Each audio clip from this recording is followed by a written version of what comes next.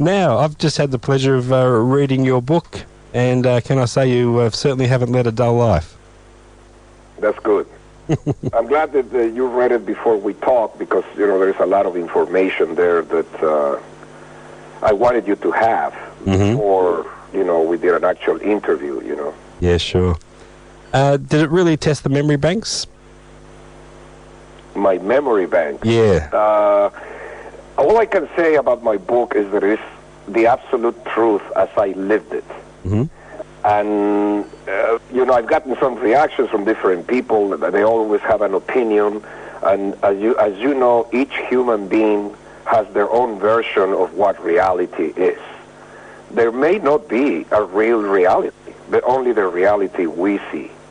And in my book, I see the reality I lived through. That's the main thing. It's very honest, and it's not really exaggerating anything or changing any facts. And that's the main issue about that book that has gotten some very favorable reviews because of its almost blunt honesty. Certainly is. Just going way back to your early days back in Mexico, reading your book, you certainly worked very, very hard. How ambitious were you in terms of making that big break? As I say in the book, and you see the emphasis in my life has always been, yes, I've been ambitious and I wanted to make it, but mostly make it musically. Not really thinking on the terms of becoming a millionaire or a very popular star or any of that. That has always scared me a bit, alongside with the other band members too, that they really didn't dwell in popularity and fame. We were dwelling mainly on doing something compelling and something that meant something, something special, like the music that we produced at the time.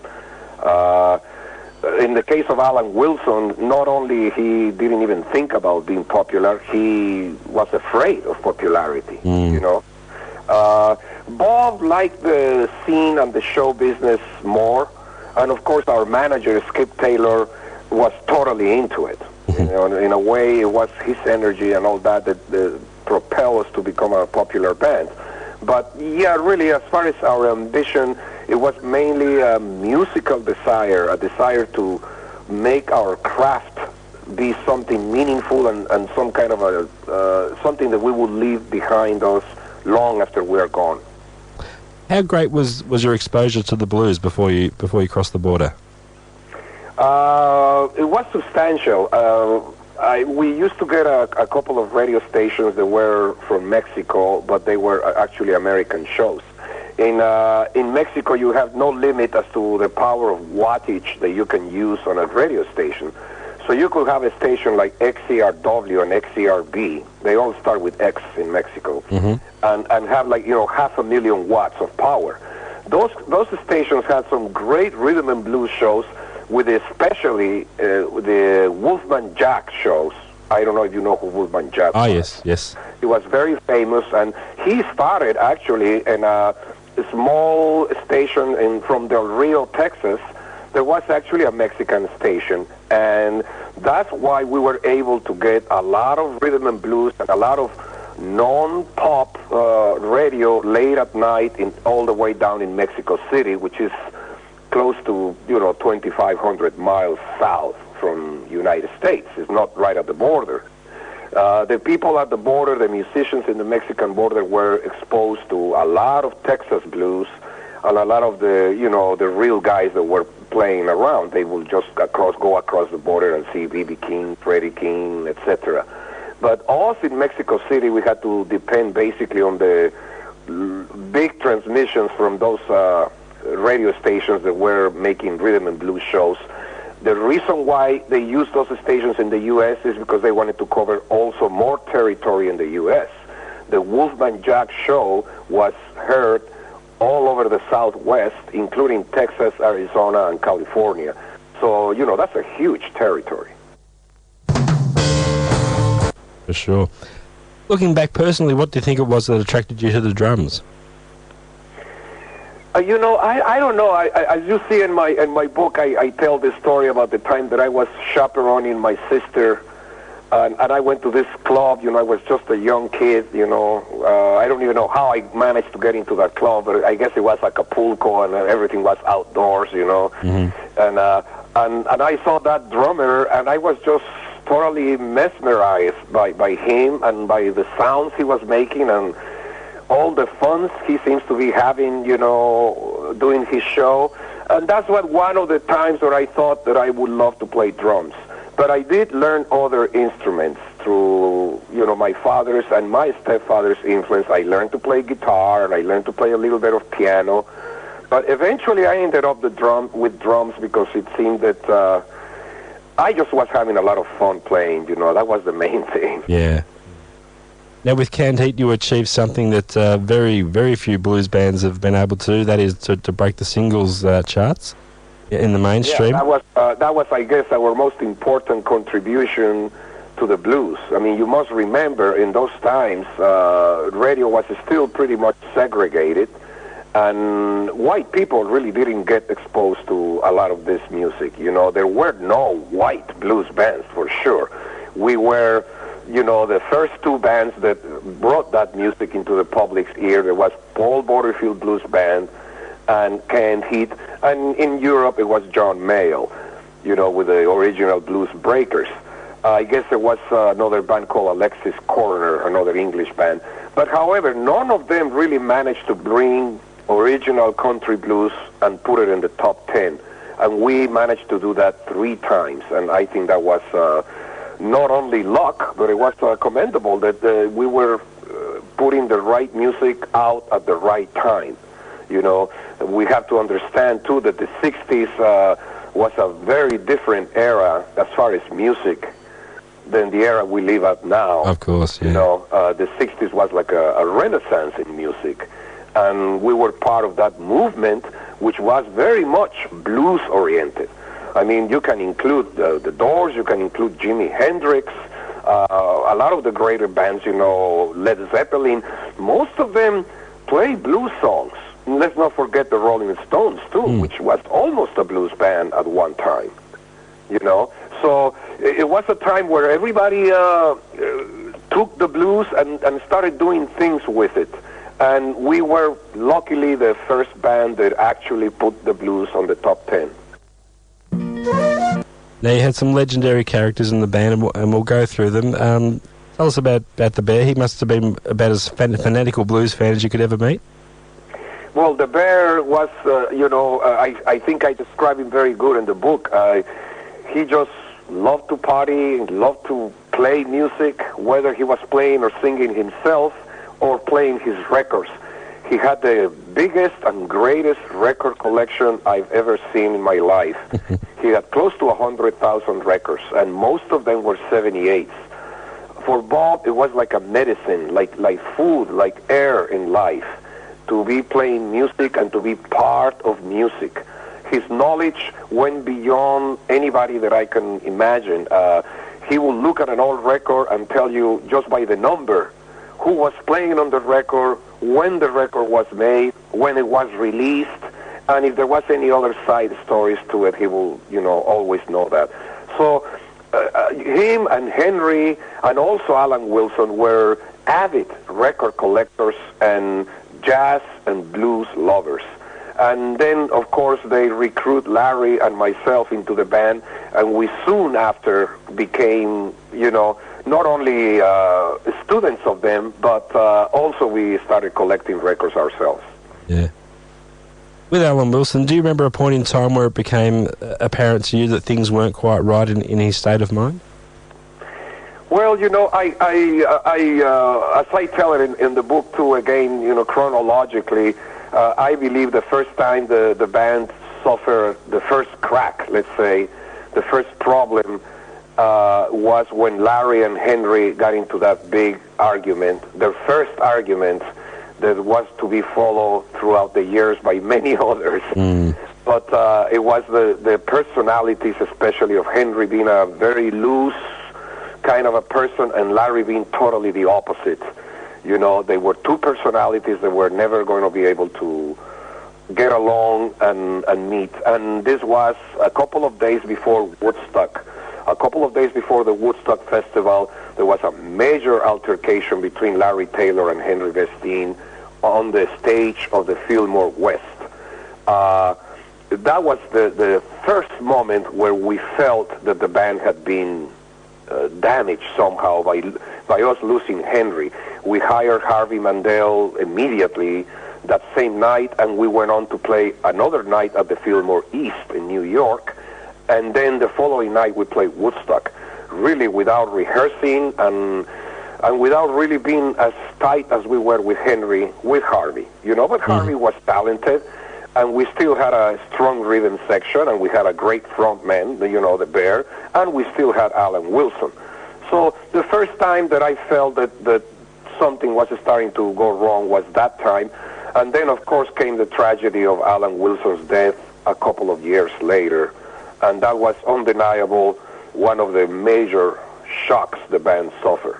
And then on and on, life has gone on, and we have lost several other members. And I cannot tell you, every time one of these guys have died, part of us have died with it. And, I don't know what else to tell you. It's just been a very hard uphill road. Do you think we ever got to hear the best of what Alan and the Bear were capable of? You think perhaps had they lived on, they could have... Some of the stuff that we came up with, you can say, is some of the best stuff that we could come up with, at the time. We are still planning and releasing another collection of the Boogie House tapes. I don't know if you're aware of that. Yes, I am, yeah. Collection that I released not long ago. And that has the last stuff that Alan did while in the hospital, while he was in psychiatric care. And I intend to release everything I get my hands on that Alan and Bob did in the past. So there are still a few cuts that we'll be able to release. Nothing very elaborated and very special, but definitely has that signature sound and that style that was so unique to Alan Wilson. The Boogie House tapes number 2 should be released next year sometime, and it will have a legacy of old canned heat material from 1969 to 99. Uh-huh. How vivid are your memories of that gig at Woodstock? Excuse me? How vivid are your memories of the Woodstock gig? Well, they were not as vivid before I wrote the book. Once I wrote the book, since this is the question that most people ask me, the question you just asked me, most interviewers and most friends, etc., always ask me, what is your experience in Woodstock? I think my chapter in the book, called Going Up the Country, the Woodstock chapter, the first chapter in the book, pretty much recalls just about everything I can remember. Yeah. And I think that's pretty vivid. It was a little bit foggy in the beginning, but when I started writing the book, it was like going through psychoanalysis. Writing a book of this nature is like reliving all your life, and the past and all that, and you have to relive the good times and also the pain, of everything that happened. And I think the Woodstock story there is pretty accurate. For sure. Now, over the years, I've interviewed a lot of musicians that have been around as long as you, and often asked them for some career advice for young musicians. And one of the most common answers is never give away your publishing royalties. Well, yeah, that's one of the advices I will give. And another one, which is very important, is whatever deals you guys make, whatever deals made, make sure you put it on paper and make sure that everybody has a copy of it. Not only the manager or the accountant or the business manager, That's one of the greatest tragedies in our life, that we still don't get any money for royalties that really belong to us. And it was partially mismanagement, sloppiness, and I guess we were just involved in playing the music and doing drugs and doing stupid things that young people do, and we never thought that this would have affected us as bad as it did in the future, which we're still paying for it. I mean, right now there is another ad from Procter & Gamble Tide, clothes soap, washing soap. Yeah. And they are playing going up the country like 10 times a day on TV and all that. And, I still don't get a penny on any of that. So, yes, my advice to young musicians would be never give your publishing away. And, of course, any deal that you guys make it in writing, and each member should have a copy. Have you ever tried to sit down and put a dollar value on how much you've been cheated out of over the years? Well, we've looked at it, and I believe that there are people that tell me that I would have had $1 million if I would have collected all my royalties. So it may be a little bit exaggerated, but it should be in the millions. Yeah. When you're talking about the 5 members, it will have to be close to $4 or $5 million. Once you put it all together, all the monies that were stolen from us practically by the record companies and by the Wilson family, I mean, including the big guys like Warner Brothers and United Artists, and all that, they made their corporate agreements, like for example, Woodstock. We don't get royalties out of the Woodstock products either, the film or the records. So, yeah, I will say it will come into the millions. I don't know if it is exactly 5 millions, but it will close to $1 million per band member. Probably best not to think about it. I hate thinking about it. Unfortunately, I cannot help it. It happens continuously. That's one of the most painful issues of the history of being in canned heat, alongside with the piracy issue, which has been also terrible. It's been a big tragedy, to see the amount of pirated material there is out there, So, and it's not unique. This is a story that many other performers and musicians have suffered. Oh, for sure. And then you also have to see in retrospective that we had to give, well, I wasn't in the band really when they lost the publishing, but, the band got busted. It was their wild ways and all that, and the police framed them, and they got busted, and at the time, nobody had the money to get the people out of jail, the guys out of jail, and so the manager had to go and sell the publishing to at least allow the band to continue. There was no other choice at the time. No. But you see, the thing about it is that they could have put a limit on time or something, but I wasn't there. By the time I joined, the band already was out of jail, and I joined a band that had no publishing already. But I really didn't care about that. I was real happy to play the blues with these guys and to, start enjoying acceptance and recognition in this country. Now, working with John Lee Hooker must have been a fantastic experience.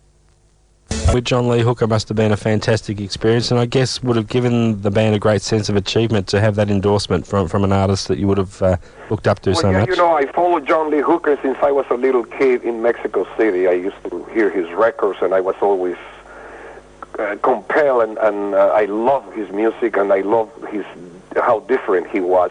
I had the privilege to play with John also, with him and his band, several times. I played with him the last year of his life, almost every show he did. I was with him on his last show, and I was with him, the 6 months before he died.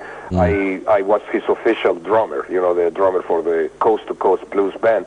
So not only the experience with Canned Heat, but also playing with John and his band. It was a wonderful thing, and I'll always be grateful for him as a human being and for his influence in music. I've always said he was the greatest artist I ever met, and he was very abstract, and I always compare it with Picasso. If John Lee Hooker had been a painter, he would have been somebody like Picasso. That's how talented and how special his art was. Yeah. Looking back now, overall, how much would you say drugs interfered with the smooth running of the band?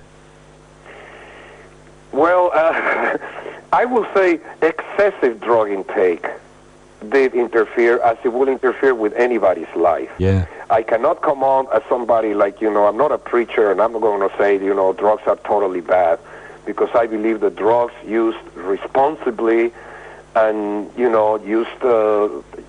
drug use, not drug abuse. There is a difference there. Mm-hmm. I mean, we're living in the 21st century, and, many countries of Europe, for example, have legalized or decriminalized marijuana.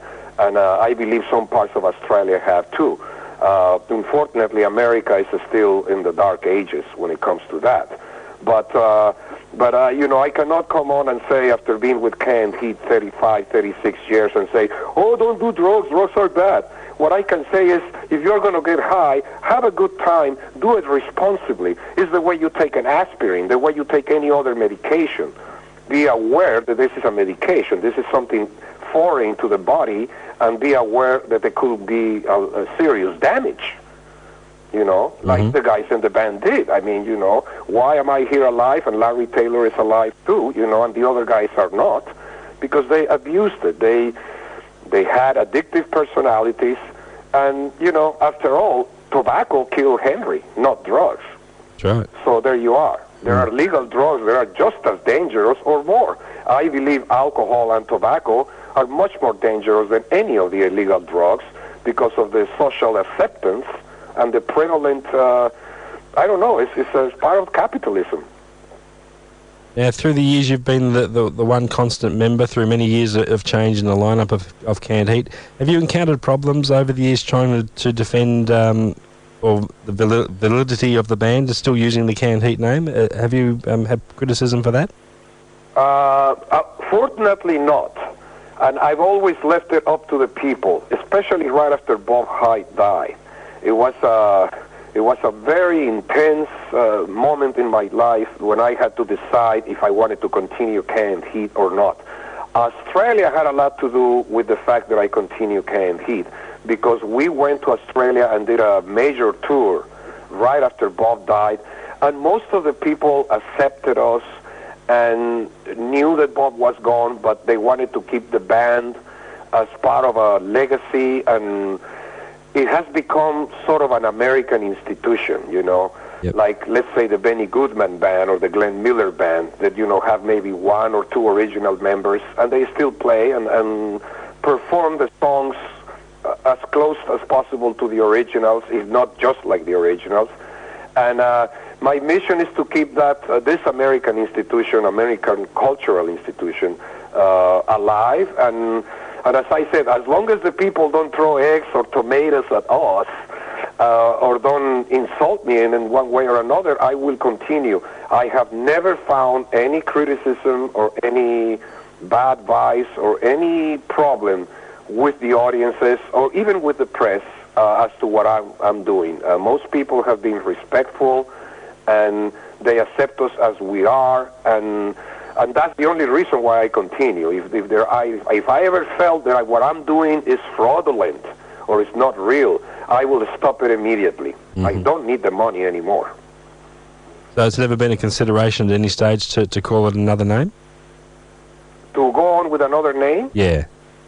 We have thought about it, and we think about it, and sometimes we say, well, maybe if we get rid of the Canned Heat name and start as a new band, we may have other opportunities, because, of course, carrying the name Canned Heat is not only a good thing. It, in some ways, could be a bad thing. But once we evaluate the whole thing, the whole scheme of things, we come always to the realization and the conclusion that no matter what, Canned Heat is such a loyal thing, such a good thing to do, that it will be probably a waste of time to try to just go on and try to start another band with another name, especially now times. I mean, the music industry and the music in general has degenerated beyond my thoughts. I just feel sorry for people that are starting right now, to be honest with you, because things are so messed up in the music business. It would be foolish for somebody like me to try to start another band with the same members that I have in Canned Heat. Now, if I had other kind of a band, that's a different story, because I've always had in mind to make a Latin band, a dance band, But that has nothing to do with Canned Heat. That will be a secondary project that I'm still interested in doing. From what I've read and heard, you seem to have picked up a whole new generation of fans who wouldn't have been around in the old days. It must be satisfying for you, and I suppose that certainly justifies keeping the name going too, I guess. Yeah, that's right. That's another of the reasons why we keep going. If people didn't come to see us, if we didn't get any bookings, obviously the band will just die. The people has kept us alive, and one of the, as you say, most satisfying things is that we find a lot of young people come to see us. I mean, in Europe, half of our audience are like in between, 17 and 25. I'm sure that if we go to Australia, it will be the same thing. In America, they are a little more mature, but we still get a lot of youngsters. And I mean, youngsters to us is even 30-year-olds, because 30-year-olds were not born even when we had our bigger hits. But, however, I believe that for them to come to a Canned Heat show is an act of rebelliousness. When I see a young punk, 21-year-old with purple hair and all that, digging on the blues and digging on live music with emotion, I can see that he's rebellious. It's an act of rebellion against the establishment and against techno-pop and against something that they just are not getting satisfaction from the establishment of music. I mean, that's all there is to it. There is no other reason why a young person will be turned on by the blues. I want to recall a movie that I just saw a couple of days called Ghost World. I don't know if you know about it. No. It's based on R. Crumb and on blues collectors, and this old blues collector finds these two young women that are trying to find their lives. They are like 17, 18-year-olds, and he turns them on to Devil Got My Woman by Skip James. And in a way, it changes one of the girls' lives to realize that music is something beyond what the radio and what the popular world is giving you, MTV and all that, So there is a thought there, and there is a wave going on of recognition to real emotional music and music from the heart. So techno-pop may be gigantic, but it is what it is. It's just techno. Yeah. Now, just for our listeners here, can you just run through the current lineup of Canned Heat for us? The current lineup right now is Dallas Hodge, is our big fat singer, which reminds us a lot of the Bear. And we have John Paulos, who is also playing lead guitar with us. He used to play with John Mayall's Blues Breakers for 4 years.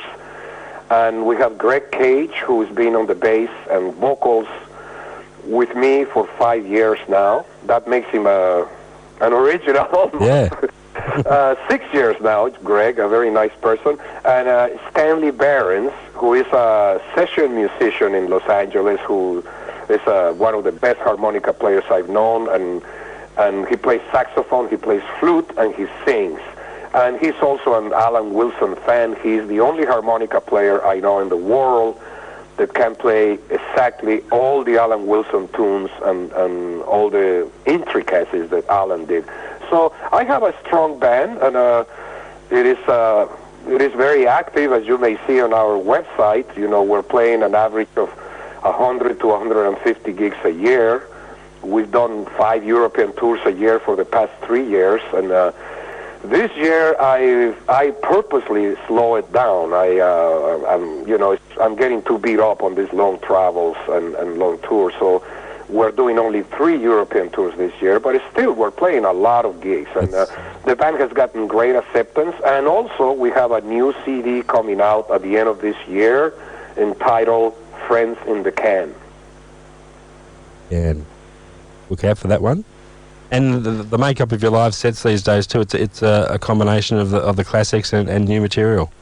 Absolutely. Yeah. We always play the classics, and we play them. Sometimes people say that we sound better playing the classics better than the original band, because I made a point when I rehearsed the band and all that to try to play our classic hits. Let's Work Together, Going Up the Country, On the Road Again.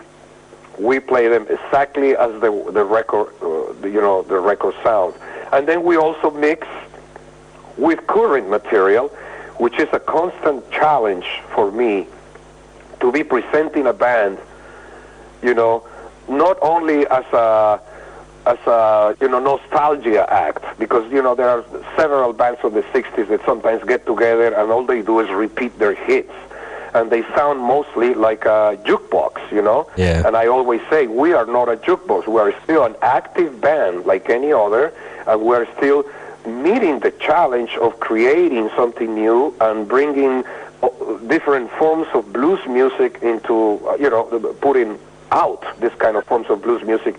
We make a CD at least once a year.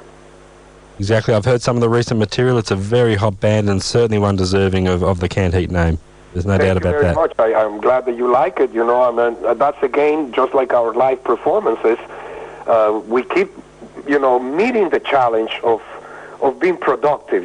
So people don't think that we're there just for the money and that we come in, play songs that we can play while we are sleeping. Yeah.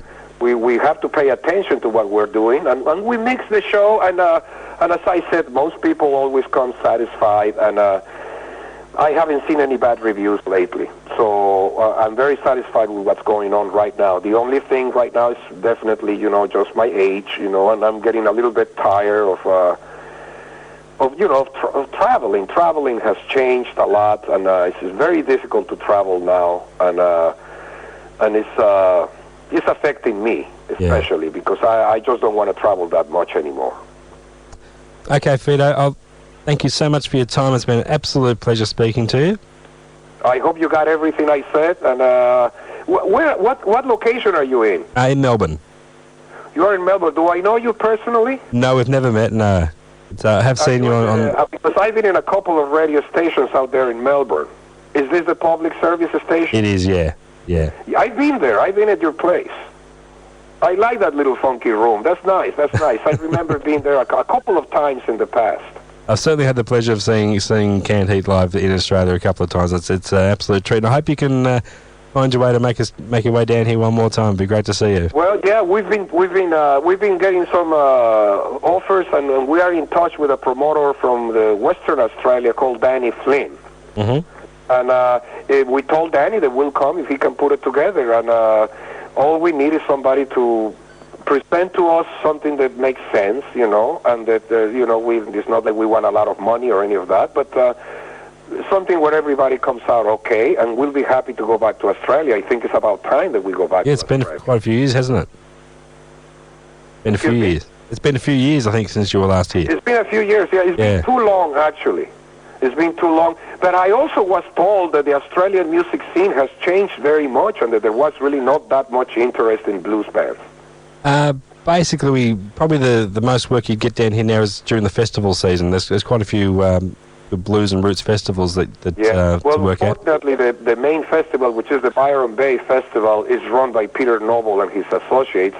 And, I had problems with Peter Noble, so he will do everything he can to blockade Canned Heat in those festivals. And maybe that's one of the reasons why. Yeah, certainly the club scene has quietened down quite a bit. So that's what my Australian friends tell me, that the club scene is just no way the way it used to be in the late 80s and mid 80s when we went there a lot. I mean, I've been in Australia 15 times, and we became part of the Australian musical family. We were like a local band, That's right. Hanging around with Jimmy Barnes and with Rose Tattoo and Angry Anderson. All those people, they were like. We were like from the same neighborhood, Yeah. There was a time where Canned Heat was almost an Australian band. We were there so much. But all that went away, Time goes on, and now basically our main fortress is Europe and America. Yeah. Well, let's hope it'll come off anyway, just the same. We'll keep our fingers crossed. I hope so too, and with your help, maybe you play some of our current stuff, and maybe we can create some interest to do a little club tour, maybe a few festivals. Promise you I'll be doing that. Thanks, Fito. Okay, John. You take care. Cheers, mate. All the best. Bye-bye. Bye-bye.